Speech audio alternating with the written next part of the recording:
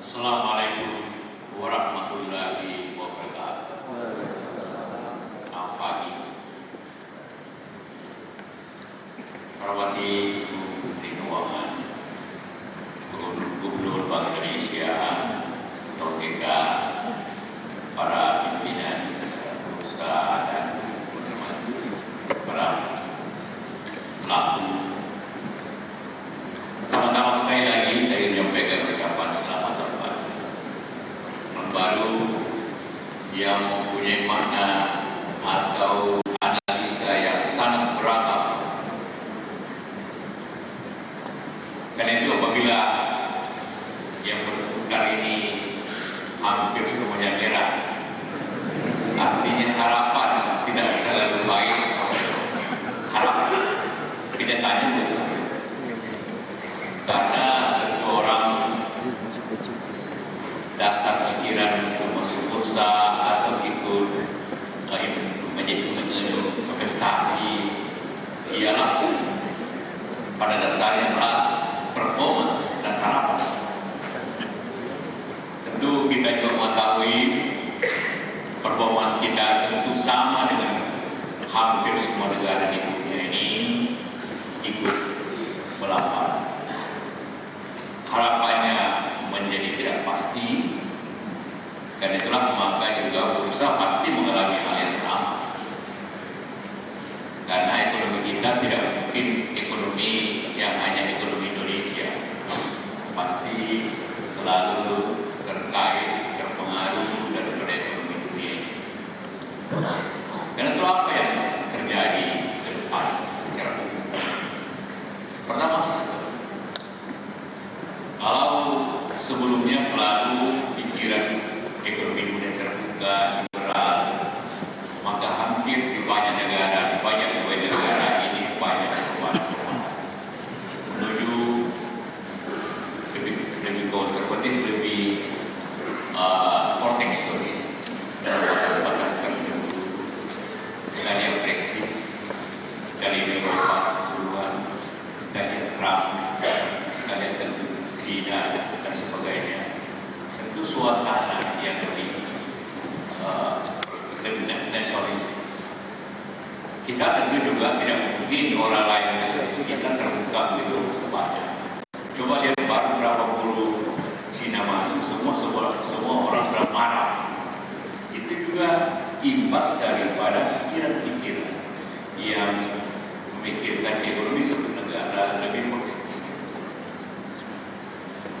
20.000 kira-kira buruh Cina semua seluruh Indonesia marah menahan. Ada efek-efek ini yang tidak terbentuk dalam kenyataan yang terbuka di dunia ini yang kita antisipasi supaya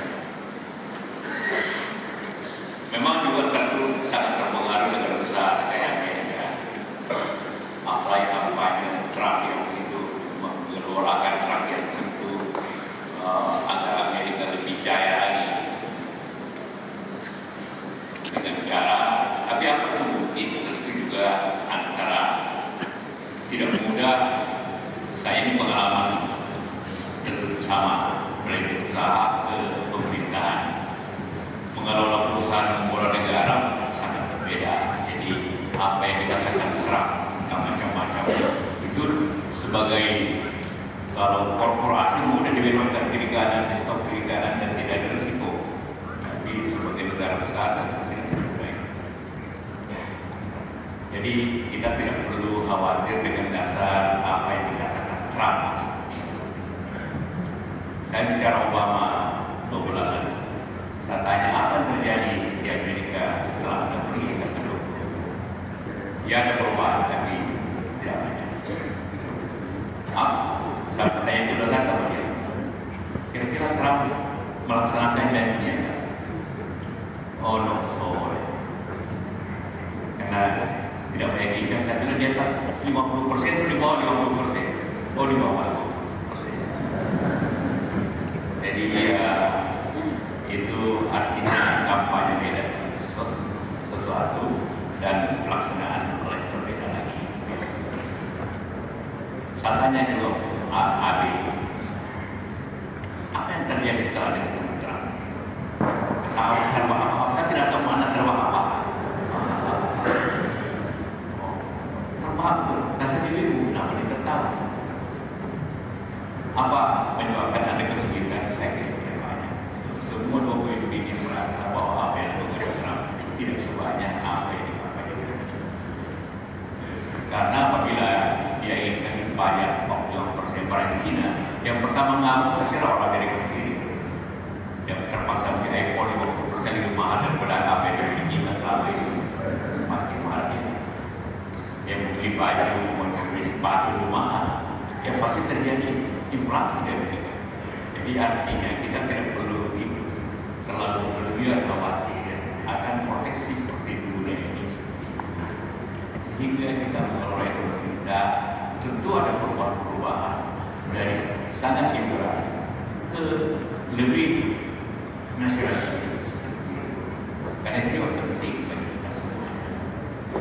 Karena itu kalau kita kembalikan ke dalam negeri, apa yang perlu kita kembali? Bagaimana ini jangan merah terus hari ini? Mungkin hari ini saya tanya bahwa zaman ternyata juga di Dodo, di Nikkei, semua merah.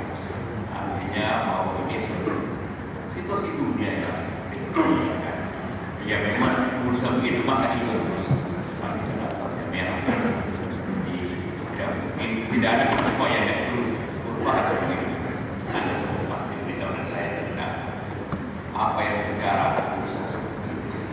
Tapi tentu kita tidak harapkan kita crash atau seperti itu. Harapan kita adalah bagaimana mengikuti kebijakan budaya yang begitu kita tarik dalam ini. Tentu kita bersyukur, kita menghargai apa yang kemarin disampaikan oleh Dunga bahwa Jokowi adalah presiden yang terbaik. Tentu ucapan penghargaan itu presiden sebagai atas nama, tapi kita tentu berikan kepada saudara-saudara semua yang bergerak. Karena ada dua faktor penting yang dikatakan yang moneter. Artinya kita tentu mengucapkan terima kasih kepada Indonesia menjaga produk rupiah lebih baik. Tentu tidak mungkin dijaga moneternya kalau misalnya juga tidak terjadi baik. Yang dua-duanya menyebabkan semua growth yang lebih stabil dalam 5% itu. Artinya juga semua kita yang mengenai tentang pertumbuhan bangsa ini, para pelaku, para industri, para pengusaha, masyarakat keseluruhannya menjaga konsistensi ekonomi kita dengan baik. Itu dan kebijakan keuangan, kita dapat keuangan, ada BKP pada semuanya yang mempunyai modal bagaimana pertumbuhan ini. Tentu akibat itu membuat juga suatu image terkelola keuangan. Kemarin tahun baru yang terjadi bukan pengakuan sampai sebelumnya penangkapan banyak teroris. Prestasi yang menjaga stabilitas. Coba bayangkan kalau kita terjadi seperti Turki itu, pasti bukan lagi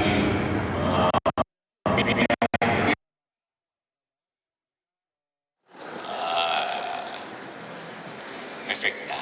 Jadi ada sesuatu harapan juga yang terjadi. Ada satu kerjasama yang terjadi. Ada bentuk soliditas yang terjadi antara masyarakat dan sebagainya. Bahwa ada suatu sebelumnya juga ada aksi massa besar tapi aman. Itu yang menandakan bahwa ada kematangan dalam berbicara, ada kematangan dalam berdemokrasi kita semua. Itu biasa terjadi di mana. Nah, gabungan daripada tadi masyarakat yang lebih besar, kemudian juga situasi politik, moneter, fiskal yang terjaga. Walaupun kita lebih realistis, ya, lebih menjaga defisit yang baik. Walaupun tentu ada penurunan, tapi dibanding dengan penurunan yang bergejolak, saya kira lebih baik penurunan yang stabil itu jauh lebih baik untuk ekonomi kita. Itu tentu harapan kita ke depan. Ke depan tentu banyak masalah-masalah di dunia ini. Masalah yang paling banyak dibicarakan ya ini politik. Inequality ini juga menjadi masalah apabila kita tidak tangani dengan betul, akan menjadi masalah gejolak sosial.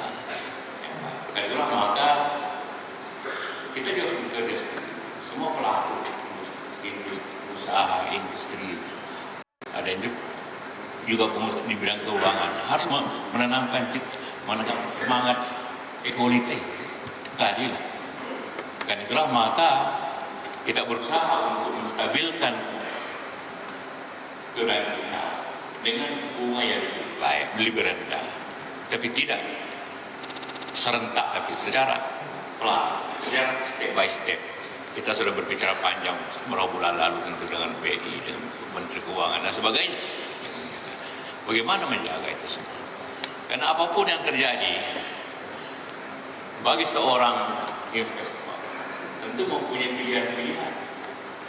Kalau bunganya tetap di atas 10%, mana mungkin dia mau beli saham, dengan yieldnya hanya sekitar 5%, pasti dia depositornya deposito dulu. Jadi selalu ada trade off antara bunga dengan bursa. Jadi karena itulah maka dua-duanya harus menarik untuk orang investasi dan juga menstabilkan orang kerja keras. Karena kalau bunga tinggi, saya ingin ulangi lagi, orang tidak kerja keras lah yang untung. Orang kerja keras itu yang masalah, karena kosnya banyak. Sehingga kita pengusaha zaman dulu merasa bunga 15-16%, selalu kita bekerja untuk bangsa ini. Karena itu harus ada keadilannya. Orang bekerja keras lah yang salah satu ciri agar orang bekerja keras itu dia bukan supaya jangan orang tidur-tiduran tunggu bunga. Itu juga tentu harapan kita untuk membangun bangsa ini dengan adil. Karena keadilan lah, equality lah yang menjadi masalah. Dan demikian pembukaan perdagangan Bursa Efek Indonesia. Kalau kita menyimak dari apa yang disampaikan oleh Menteri Keuangan, bahwa tahun 2017 sepertinya akan banyak harapan-harapan baru, khususnya dari Bursa Efek Indonesia. Kalau kita melihat prestasi di tahun 2016, ini juga sejalan dengan apa yang disampaikan oleh Wakil Presiden Yusuf Kala, bahwa Bursa Efek Indonesia mencatatkan prestasi yang cukup baik. Peringkat kedua di Asia Pasifik dengan pertumbuhan 15,32%. Tapi ada satu harapan bahwa Bursa Efek Indonesia diharapkan tidak hanya mengumpulkan tidak hanya mengumpulkan modal, tapi juga bagaimana melibatkan keterikatan dengan masyarakat sehingga kesan untuk masuk bursa dari perusahaan-perusahaan tersebut tidak eksklusif, karena memang bursa akan diposisikan sebagai bursa yang inklusif, dan itu artinya semua pihak bisa untuk ikut serta, ikut membangun Indonesia melalui menempatkan modal mereka melalui Bursa Efek Indonesia, dan memang diharapkan prestasi ke depannya ini akan terus tercatat dengan lebih baik lagi. Namun ada satu catatan bahwa di tahun 2016 misalnya hanya ada 16 emiten baru, dan ini menjadi suatu PR bagaimana di tahun 2017 ada target 30 emiten baru yang harus ditambahkan oleh Bursa Efek Indonesia. Namun satu lagi PR untuk menempatkan ataupun good corporate governance juga harus semakin ditingkatkan lagi oleh Bursa Efek Indonesia, dan itu menjadi PR seperti tahun 2017. Dan informasi tadi sekaligus mengakhiri CNN Indonesia Business kali ini. Simak terus informasi terkini ekonomi dan bisnis dalam negeri dan dunia hanya di CNN Indonesia Business. Saya Dan Hasri, sampai jumpa.